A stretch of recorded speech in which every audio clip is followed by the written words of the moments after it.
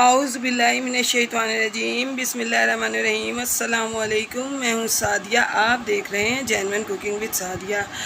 तो जनाब, बकरा ईद के हवाले से रेसिपीज़ चल रही हैं, तो मैंने सोचा क्यों ना आपको ज़बरदस्त से रेशा शामी कबाब बनाना सिखाऊं। एक एक रेशा अलग अलग हो, जायका ऐसा कि आपके मुंह के अंदर जाते ही कबाब घुल जाए और आपको सुकून मिल जाए कि क्या ज़बरदस्त रेसिपी आज खाई है।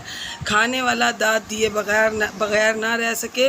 देखें इसका कैसे एक एक रेशा अलग अलग है, तो आप इसे बनाएं और दाद वसूल करें। तो आए हम अपनी प्यारी सी रेसिपी स्टार्ट करते हैं। रहीम, तो देखें व्यूअर्स, शामी कबाब बनाने के लिए मैंने हाफ़ केजी से थोड़ा सा ज़्यादा गोश्त लिया है। तकरीबन 600 ग्राम गोश्त है और ये तकरीबन आधा पाव इसमें मैंने दाल डाली है।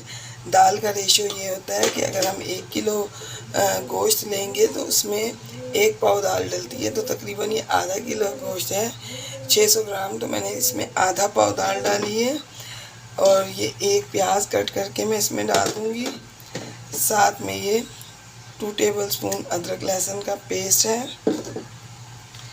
कुछ खड़े मसाले जाएंगे, ये देखिए, ये चंद 2-4 दाने लौंग के हैं, बाकी काली मिर्च है हाफ़ टी स्पून, 4 दाने छोटी सब्ज़ इलायची, 2 दाने बड़ी इलायची के और एक जो है इंच का टुकड़ा है, ये 2 पीसीज में है, ये डालेंगे हम।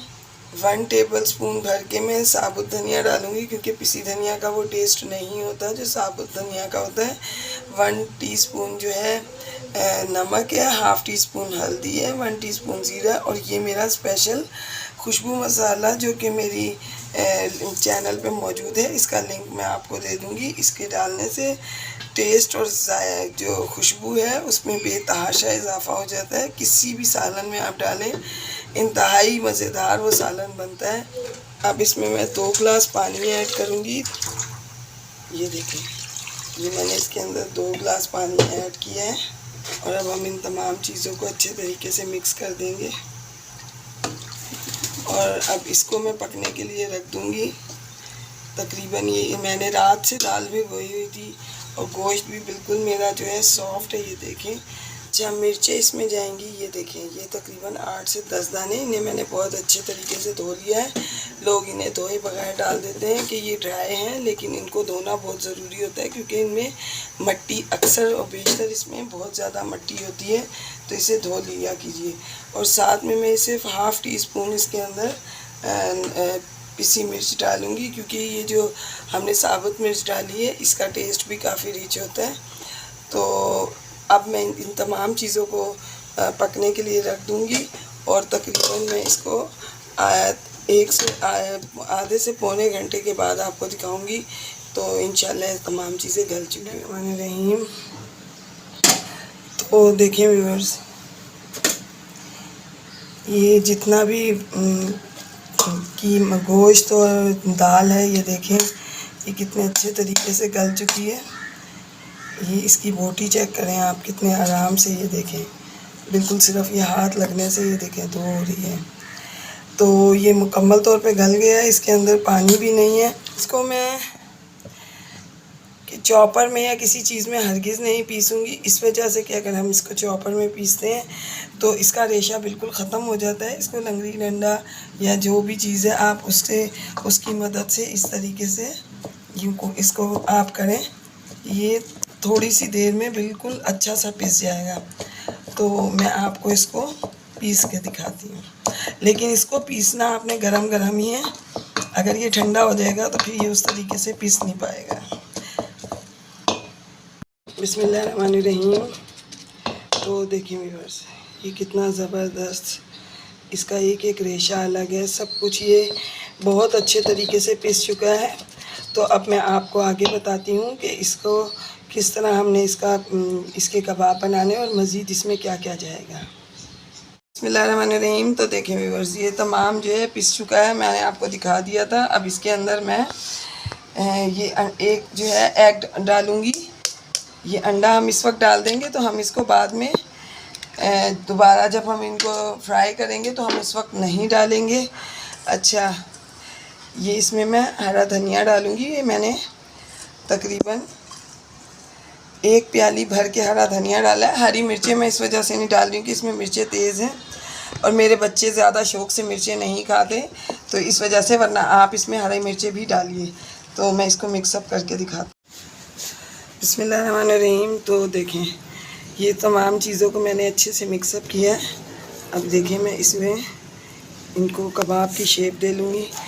अगर ये इन केस आपसे थोड़ा बैटर जो है लिक्विड हो जाए तो घबराइएगा मत। थोड़ा सा बेसन जो है आप उसको के ड्राई रोस्ट करके इसके बीच में मिक्स कर दें, तो ये कबाब जो है इनका बैटर थोड़ा हार्ड हो जाता है और इजीली इनको आप बना सकते हैं। ये देखें, इस तरह से मैं इनको कबाबों को, तमाम कबाबों को बना के तो आपको दिखाती हूँ। तो देखिए व्यूअर्स, तमाम कबाब बन के रेडी हैं। अब मैं आपको इनको फ्राई करके दिखाती हूँ। बिस्मिल्लाहिर्रहमानिर्रहीम। देखें, मैंने ऑयल जो है पैन में पहले से डाल दिया है और तेज़ गरम ऑयल है।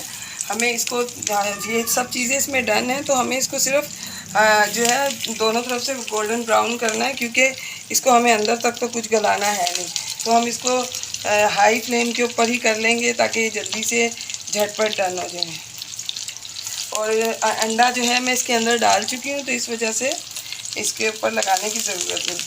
तो व्यूअर्स, अगर आप मेरे चैनल पर न्यू हैं और वीडियो मेरी रेसिपी मेरी अच्छी लग रही है तो काइंडली मेरे चैनल को सब्सक्राइब करें, लाइक शेयर करें, बेल आइकन को ऑल पे करके ज़रूर प्रेस किया कीजिए ताकि मेरी हर आने वाली नई वीडियो आपको वक्त पर मिले। देखें, तकरीबन 1 से 1.5 मिनट हुआ है। ये देखें, माशाल्लाह ये बिल्कुल एक तरफ से जो है रेडी हो चुके हैं। और देखें इनकी लुक कितनी ज़बरदस्त आई है, इंतहाई खूबसूरत लग रहे हैं। और ये खाने में यकीन माने, ये रेशेदार कबाब इतना ज़बरदस्त बना है कि आप एक मरतबा खाएंगे तो आपका दिल खुश हो जाएगा इसको खा के। ये देखें व्यूअर्स, ये दोनों तरफ से ये देखें मुकम्मल डन हो चुके हैं।